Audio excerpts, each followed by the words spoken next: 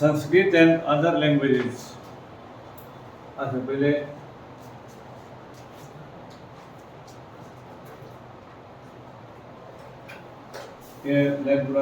the books we use are written and printed. The Rig Veda was recited and heard rather than read. It was written down several centuries after it was first composed and printed less than 200 years back. जो पहले बताया कि जब कागज आया, printing press आया, पुर्तगालियों ने प्रिंटिंग प्रेस लाया, तब ये लिखाया किताब के तौर पर। अदरवाइज रिसाइटेशन के द्वारा एक पीढ़ी से दूसरी पीढ़ी चला। इसमें एक और भी बात है कि जो वेदों का संस्कृत है वो वैदिक संस्कृत कहलाता है। उस समय ग्रामर नहीं था, है ना, व्याकरण की पुस्तक नहीं थी। पाणिनि के अष्टाध्यायी को व्याकरण की प्रथम पुस्तक कहते हैं। तो इसीलिए जो ग्रामर है या जो संस्कृत है, pre Panini and post Panini, तो प्री पाणिनि संस्कृत के ट्रांसलेशन में थोड़ी समस्याएं हैं, लेकिन फिर पोस्ट पाणिनि में सब ठीक है। अब यहाँ पर जो है आपको देखना है एक और बात कि Sanskrit and other languages. Bharat में जब अंग्रेज आए तो उन्होंने भारत के प्राचीन इतिहास को जानने के लिए बहुत प्रयास किया।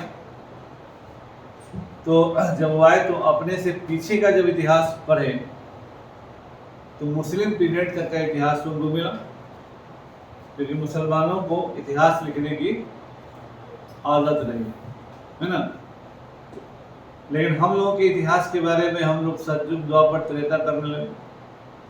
कहा जाता है कि अंग्रेजों ने कलकत्ता में पढ़े लिखे बंगाली लोगों से भी पूछा कि आपका इतिहास क्या है, तो लाखों लाख साल पीछे का काल्पनिक इतिहास बताने लगे।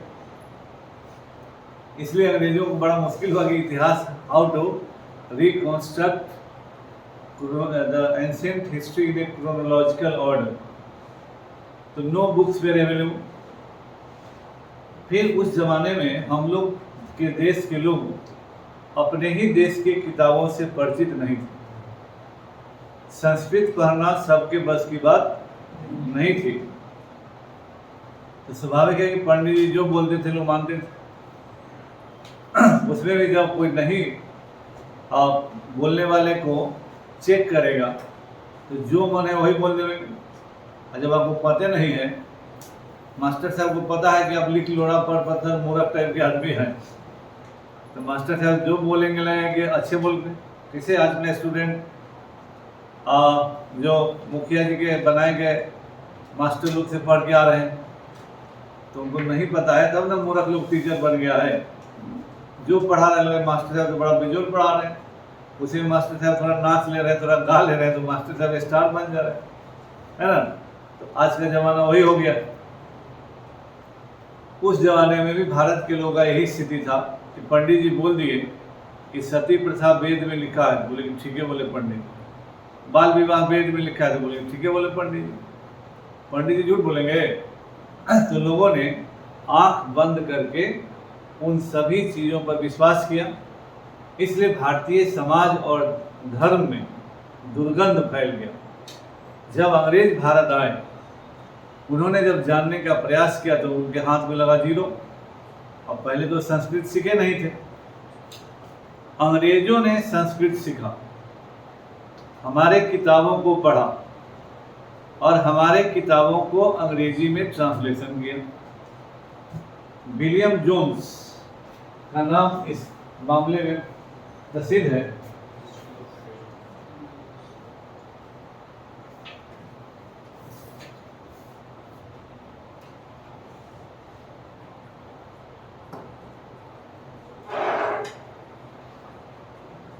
विलियम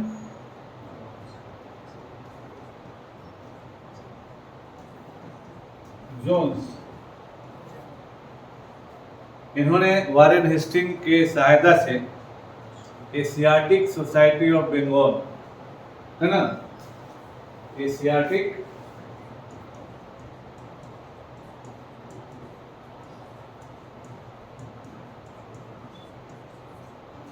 बंगाल की स्थापना की। फिर इनके साथ एक थे विल्किंस,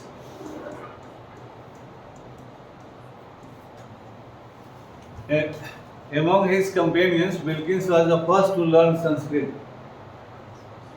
विल्किंस से संस्कृत सीखा, विलियम जोन्स ने भी संस्कृत सीखा, बाद में बहुत सारे अंग्रेजों ने संस्कृत सीखा, वो समझिए, और उन्होंने हमारे किताबों को पढ़ा और उनका अंग्रेजी ट्रांसलेशन किया। भारत के भी बहुत सारे जो अंग्रेजों के चमचे लोग थे वो उनका अंग्रेजी पढ़ के अपने देश के बारे में जाने, है ना। विल्किंस ने अपने अध्ययन के दायरे को बहुत बढ़ाया और उन्होंने एक लिंग्विस्टिक्स भाषाविद के रूप में इसको डेवलप किया, और विलियम जोन्स ने ही थ्योरी दिया जिसको बोलते हैं common language theory.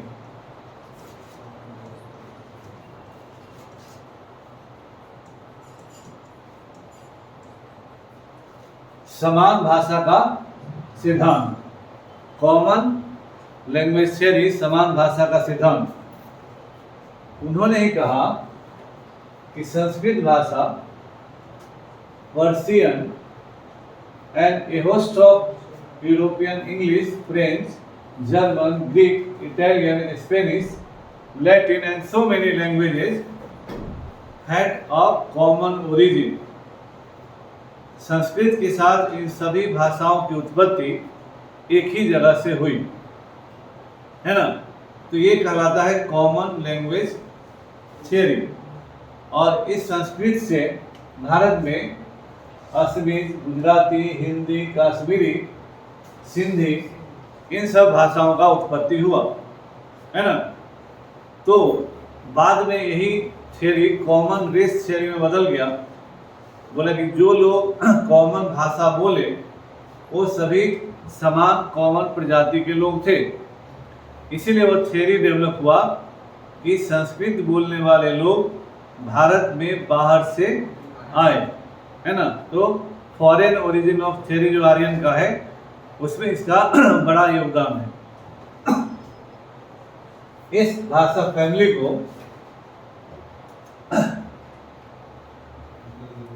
Indo European भाषा फैमिली कहा गया, इंडो यूरोपियन लैंग्वेज फैमिली, ठीक है ना। तो अभी इसमें इतना ही पढ़िए और चीज बाद में है। तो Asiatic society of Bengal, William Jones, Wilkins, they were the pioneer and they, William Jones ने ही कहा कि संस्कृत और यूरोप की भाषाएं कॉमन है, एक जगह से उत्पन्न हुई, और उन्होंने ही सेंड्रोपोटस को चंद्रगुप्त मौर्य से पहचान करवाया और पलिबोथरा को पाटलिपुत्र के रूप में पहचाना। तो भाषा का एक परिवार हुआ इंडो यूरोपियन परिवार। और यही कहा जैसे मातृ वर्ड है संस्कृत में माँ हिंदी में और मदर अंग्रेजी में, बात कॉमन सा लगता है, ठीक है ना। नॉर्थ ईस्ट में जो भाषा बोली जाती है उसको तिब्बतो बर्मन फैमिली कहा जाता है। आसाम वगैरह में जो भाषा बोली जाती है उस भाषा को तिब्बतो बर्मन फैमिली कहा जाता है। इसी तरह से तमिल, तेलुगु, कन्नड़, मलयालम को द्रविडियन फैमिली कहा जाता है ना। अलग अलग इन लोगों का फैमिली है, परिवार है।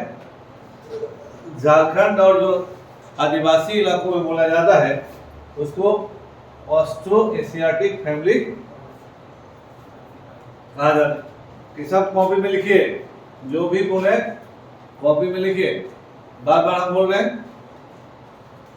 तो ये भाषा परिवार हुआ 1, 2, 3 और ये 4 भाषा परिवार है। और भारत में चारों भाषा परिवार बोला जा रहा है। ठीक है,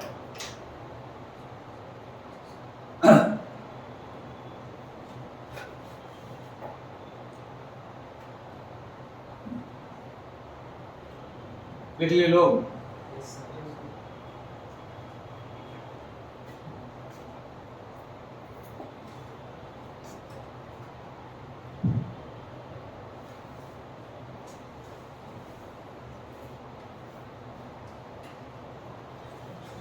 How historians study the Rig Veda? Historians like archaeologists find out about the past, but in addition to material evidence, they examine written sources as well. Let us see how they study the Rig Veda. Some of the hymns in the Rig Veda are in the form of dialogues. This is a part of one such hymn, dialogue between a sage named Vishwamitra and two rivers, Vyas and Satluj, that were worshipped as goddesses.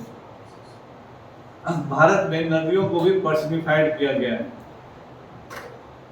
Ganga हमारी माँ हम लोग बोलते करते हैं, है ना। यहाँ पर विश्वामित्र और व्यास और सतलज, इन दो नदियों का जिक्र यहाँ पर है और उनसे ये बात करते हैं। अच्छा, ये ऋग्वेद का मैन्युस्क्रिप्ट है जो हम पहला चैप्टर में हम लोग पढ़े थे। ब्रिज के बाग पर लिखा हुआ है। It is found in Kashmir. About 150 years ago, it was used to prepare one of the earliest printed texts of the Rig Veda, as well as an English translation. It is now preserved in library in Pune, in Maharashtra. है ना, यही bridge का छाल पर बनाया हुआ है। देखिए, जब हम इसकी बात करते हैं ऋग्वेद को पढ़ा कैसे जाता है, एंड हाउ ऋग्वेदा इंफॉर्मेशन किस तरह से यूज किया जाता है विभिन्न समय के या विभिन्न चीजों के भी। आर्कियोलॉजिकल स्रोत में आर्कियोलॉजिकल रिमेन्स का साइंटिफिक जांच होता है और उसके बाद वैज्ञानिक तौर पर उसका बहुत चीज तय होता है, पीरियड तय होता है, विशेषता तय होता है, सब कुछ तय होता है। लेकिन लिटरेरी स्रोत का कैसे तय करेंगे कि कौन सा किताब कब का लिखा हुआ है, क्योंकि इन किताबों में किसी ने यह नहीं लिखा है कि कब लिख रहे हैं या कब की बातें हैं। तो उसको ऑथेंटिकेट करने के लिए कोई उपाय नहीं है। उसका तरीका ये होता है कि जिन किताबों को पढ़ा जाता है उनमें प्रयुक्त जो शब्द हैं, वर्ड्स हैं, इसके आधार पर एक समय का निर्धारण लगभग होता है। और जब चैप्टर्स बदलते हैं, क्यों कहते हैं कि हम ऋग्वेद का पहला और 10वां मंडल बहुत बाद का है और दूसरा से 7वां मंडल परिवार मंडल है।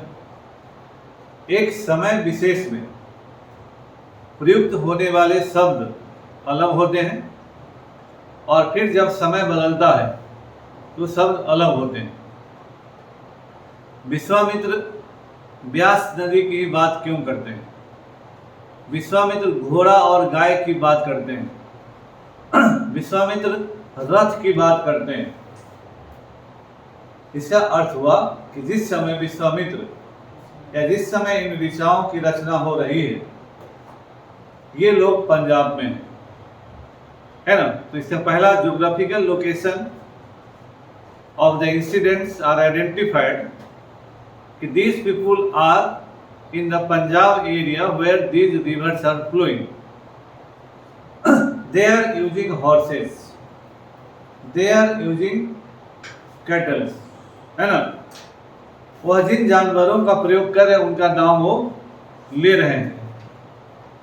जिन जानवरों का उपयोग आपके जीवन में ज्यादा होगा या जिस चीज का भी उपयोग ज्यादा होगा आप उसी का ज्यादा नाम लेंगे। आज के दौर में कोई भी आदमी जब किताब पढ़ने लिखने बैठेगा, बार बार वो इंटरनेट की बात करेगा, बार बार व्हाट्सएप की बात करेगा, बार बार वो फेसबुक की बात करेगा, इंस्टाग्राम की बात करेगा। लेकिन यही जो 90 से पहले लिख रहा होगा, he will not be talking about the Facebook and mobile and like that. तो जैसे ही समय बदला, आज के आदमी के द्वारा लिखे गए, मान लीजिए चेतन भगत का उपन्यास है, और 1000 साल बाद चेतन भगत का उपन्यास एक जगह और प्रेमचंद का उपन्यास एक जगह, तो कोई भी जो भाषाविद होगा वह तुरंत अंदाजा लगा लेगा कि both were not contemporary. Premchand की किताबों में गांव गंवई की भाषा है, वह जिस परिदृश्य में रहे उसकी भाषा है, और चेतन भगत आज इस दुनिया में रह रहे हैं उसकी भाषा है। They both represent a different span of time, है ना।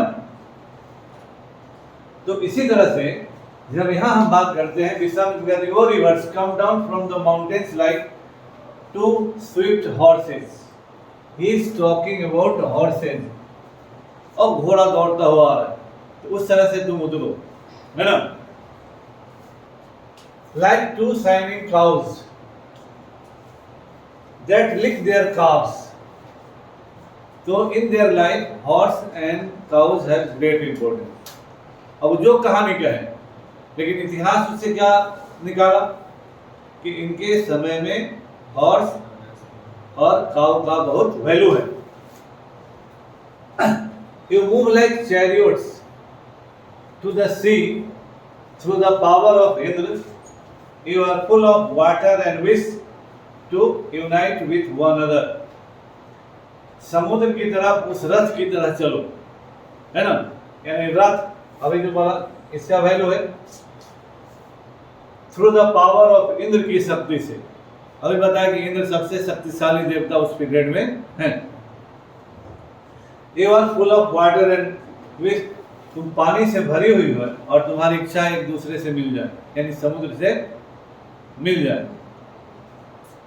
The rivers, we who are full of water move along the path the gods have made for us. Once we start flowing, we cannot be stopped. Why do you pray to us, O saints? कि हाँ हमें पानी है और हम उन रास्तों से गुजरते हैं जो रास्ते हम लोगों के लिए देवताओं ने बनाए हैं। तो और जब हम एक बार चलते हैं तो रुकते नहीं है। वो ऋषि तुम बताओ क्या कह रहे हो। विश्वामित्र कहते हैं कि वो sisters please listen to me, the singer who has come from a distance with his chariots and carts, let your waters not rise above our axles so that we can cross safely. अब वो नदी पार करना चाह रहे हैं। he is trying to cross over in a different geographical area, है ना। अब जो है वो कह रहे हैं कि इतना पानी ना बढ़ा दो कि हम लोग का चक में डूब जाए, एक्सेल डूब जाए। The rivers, we will listen to your prayers so that you can cross safely। देखिए यहाँ प्रेयर्स का भाई लोग प्रार्थना ही कर रहे हैं। नदी रुक जाओ नहीं तो तुमको विश्वामित्र कहते थे अरे करो नहीं तो तुमको हम जला के भस्म कर देंगे। यहाँ प्रार्थना हो रहा है। अभी बताए कि Rigveda is the book of prayers.